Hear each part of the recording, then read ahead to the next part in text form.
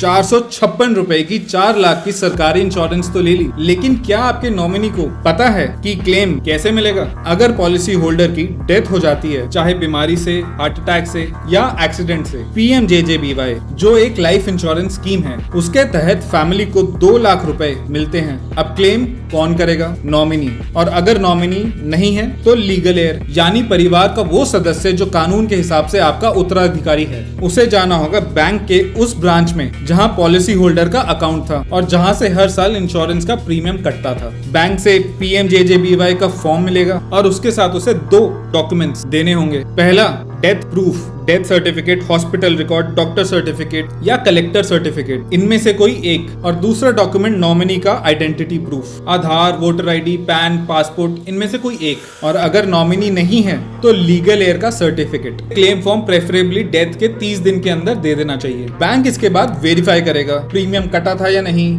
Policy active थी या नहीं, और कहीं ये क्लेम डुप्लीकेट तो नहीं। फिर बैंक 7 दिन के अंदर क्लेम इंश्योरेंस कंपनी को फॉरवर्ड कर देता है। इसके बाद इंश्योरेंस कंपनी अपना वेरिफिकेशन करती है और क्लेम अप्रूव होने पर 2 लाख सीधा नॉमिनी के बैंक अकाउंट में। लेकिन अगर डेथ एक्सीडेंट से हुई है तो कहानी यहाँ खत्म नहीं होती, क्योंकि PMSBY जो एक एक्सीडेंटल इंश्योरेंस है, उसमें अलग से 2 लाख रुपए मिलते हैं। यानी PMJJBY से 2 लाख, PMSBY से 2 लाख, टोटल 4 लाख। बस PMSBY के लिए एक्सीडेंट प्रूव करना पड़ता है। कैसे? FIR, पंचनामा, पोस्टमार्टम रिपोर्ट, इन सब से। और अगर एक्सीडेंट से परमानेंट डिसेबिलिटी हुई है तो डिसेबिलिटी सर्टिफिकेट लगेगा और इस केस में भी 2 लाख रुपए मिल सकते हैं। इसलिए अपने घर में आपने जिसे भी नॉमिनी बनाया है उसे ये इंफॉर्मेशन जरूर शेयर करिए।